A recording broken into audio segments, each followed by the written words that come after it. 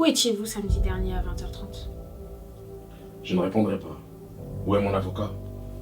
Savez-vous que vous êtes inculpé pour homicide volontaire conjugal ? Aucun avocat ne prendra votre défense. Votre sort revient à l'aide juridictionnelle. À votre place, je parlerai. Moi, je ne parlerai pas. Dites-moi, comment s'appelle votre fils ? Brian, c'est ça ? Et il a 15 ans ? Ne me parlez pas de mon fils. D'après l'article 221 du Code pénal, les auteurs d'une tentative de meurtre risquent une peine maximale de 30 ans de prison. Aujourd'hui, monsieur Ray, quel âge avez-vous ? Une trentaine d'années ? Votre fils Brian a 15 ans ? Dans 30 ans, il en aura 45 ? Et vous, 60 ans ? L'espérance de vie humaine est actuellement de 72 ans en moyenne dans le monde. Il vous restera plus qu'une dizaine d'années à vivre en ayant la charge d'argumenter un événement qui s'est produit 30 ans plus tôt, où vous avez tenté de priver Brian de sa mère. Il grandira en vous haïssant et en pensant que tous les hommes sont des meurtriers, tout comme son père. Alors il en deviendra un. Continuez comme ça, monsieur Ray.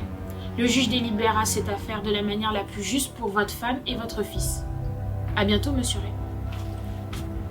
Laissez-moi sortir, laissez-moi sortir. Laissez-moi sortir. Laissez-moi sortir.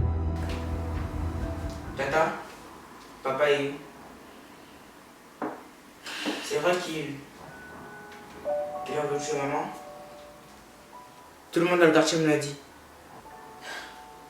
Écoute Brian, ton père n'est pas méchant. Il n'a vraiment pas voulu tuer ta mère. Il était juste en colère. Et lorsqu'un homme se met en colère et qu'il n'arrive pas à contrôler ses émotions, il laisse le diable prendre le dessus. Ton père et ta mère avaient prévu une vie de rêve, une vie splendide. Mais la rancune, l'orgueil, le manque de pardon sont venus leur priver de cette vie. Dois-je le pardonner? Bien sûr que nous devons le pardonner. Mais tata, il a tué ma mère. Ryan! Écoute, je sais, mais plusieurs familles passent par là, où l'homme ou la femme subit l'infidélité, où les caractères ne matchent plus. Je te dis ces choses pour que lorsque tu grandiras, tu comprennes qu'une vie de rêve, une vie de splendeur a un prix à payer, et que de nombreux péchés nous empêchent de vivre la vie de paix que Dieu a prévue pour nous. Aussi dur que cela puisse être, nous devons le pardonner, car le pardon peut créer un avenir meilleur. Bon. Il va aller en prison? Combien de temps? Je pourrais le voir? C'est le tribunal qui statuera son cas. Pour le moment, nous ne pouvons pas le voir. Finis ton petit déjeuner, nous en reparlerons plus tard.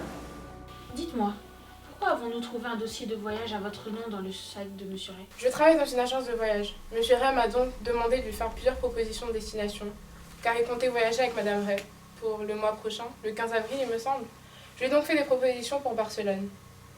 Bien, vous êtes la voisine de monsieur Ray, c'est ça ? Madame Florence Badou ? Oui, c'est ça, c'est bien moi. Madame Ray est actuellement dans un coma artificiel dû à son accident du haut des escaliers. Avez-vous vu ou entendu quelque chose ? Non, j'ai passé le reste de la soirée chez moi, avec mes enfants. D'ailleurs, mon fils cadet était malade, je me suis donc occupée de lui. Y a-t-il quelqu'un qui peut attester de votre alibi ? Un ami, une connaissance ? Vous savez, ma vie, je la vis plutôt en solitaire. Je la vis entre mon boulot, mes enfants et la maison. Mais ce soir-là, je me rappelle avoir eu mon fils au téléphone, pendant une bonne partie de la soirée. Vous pouvez le contacter, il habite en Suisse. Bien. Merci Madame Badou, j'ai pris note de cet interrogatoire et je reviendrai vers vous lorsque j'aurai plus d'informations. Agent Steve, vous pouvez récupérer Madame Badou. J'ai un appel à passer.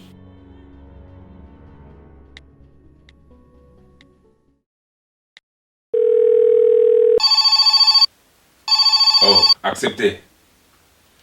Inspectrice Alice, la plus douée de la ville. J'ai entendu récemment une histoire de drogue sur laquelle vous avez mis fin en quelques jours. C'est un privilège de vous avoir au téléphone. Comment puis-je vous aider? Bonjour Monsieur UCS, j'ai besoin de vous. Je travaille actuellement sur une affaire de meurtre et j'aurais besoin d'un avis extérieur. J'ai donc pensé à vous. Une affaire de meurtre? Je vous écoute. Monsieur Ray est actuellement accusé d'avoir tenté de tuer sa femme, qui est actuellement dans un coma artificiel en soins intensifs. J'ai procédé tout d'abord à un premier interrogatoire, sans succès. L'accusé était froid, impossible de dialoguer avec lui jusqu'à ce que je lui parle de son fils. Voici sa version des faits, je vous laisse écouter. J'étais dans ma cuisine en train de me préparer un repas pour manger. Mon fils était chez ma belle-sœur. J'ai mis la musique en cuisinant sans savoir que ma femme était rentrée parce qu'elle m'avait dit qu'elle ne rentrerait pas et qu'elle resterait chez sa sœur à cause du couvre-feu. Je n'ai pas entendu rentrer, puis subitement j'entends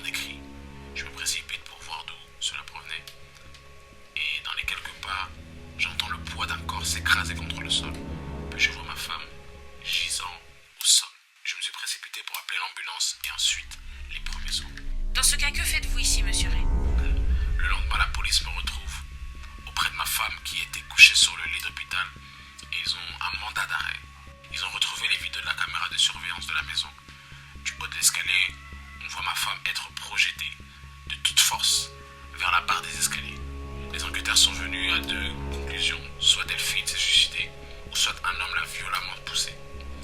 La conclusion était rapide et le fait d'être noir de peau ne m'a pas donné énormément de chance de m'en sortir. Donc vous allez sûrement m'emprisonner parce que je n'ai pas les moyens de me payer un avocat. J'ai l'impression que la version de Monsieur Ray est juste. Il n'a pas l'air suspect. Je viens d'interroger Madame Florence Badou et elle ne m'a pas donné plus d'informations. Pourquoi sa femme est-elle rentrée chez elle? Quel était le motif? Monsieur Ray l'a retrouvé gisant au sol. Il ne pouvait pas avoir l'information. J'ai appelé sa sœur qui m'a dit qu'elle avait oublié ses médicaments préventifs contre une maladie rare dont elle a oublié l'appellation. Elle devait être opérée dans quelques semaines. Elle a fait une attestation puis est rentrée chez elle. Avez-vous d'autres vidéos des caméras de la maison? On voit Monsieur Ray en train de cuisiner. Je viens de vous l'envoyer par mail. Mais aucune caméra ne tend vers la scène où Madame Ray est tombée. Elles ont été sûrement supprimées. Je doute que ce soit lui. Il a un bon alibi sur le coup. C'est un très bon danseur. Et un bon cuisinier, j'ai l'impression. D'après vous, qu'est-ce qu'il prépare? Je dirais sûrement que c'est des pâtes à la bolognaise. Oui, sûrement. Attendez, il vient de finir de servir son assiette. Il remplit un verre de vin. Mais pourquoi y a-t-il 2 assiettes sur le plan de travail?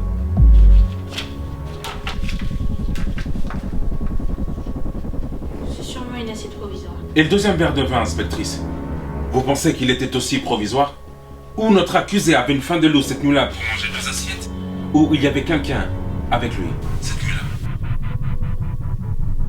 Mais enfin, qui pourrait être là avec lui cette nuit-là?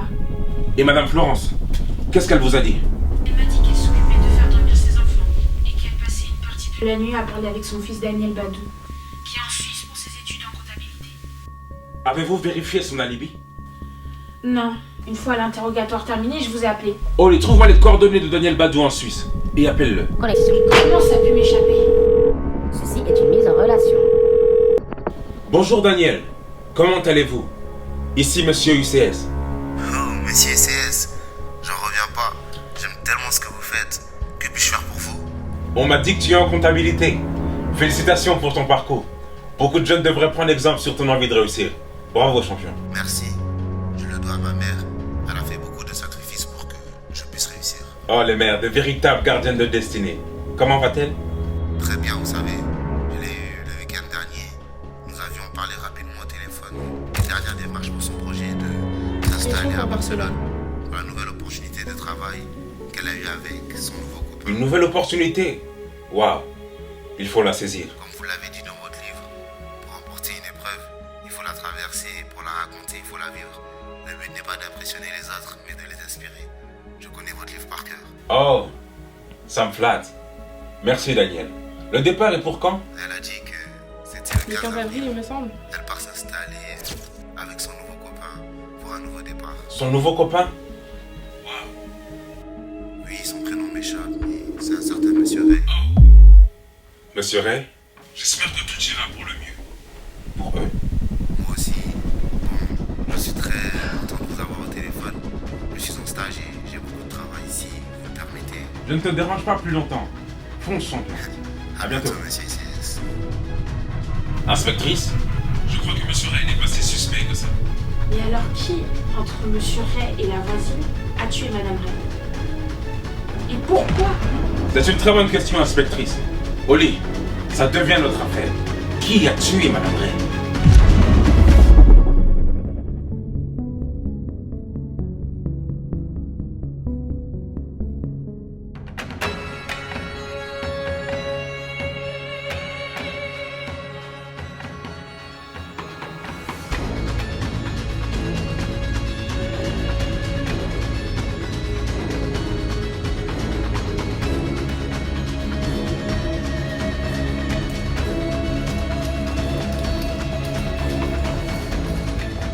Madame Ray?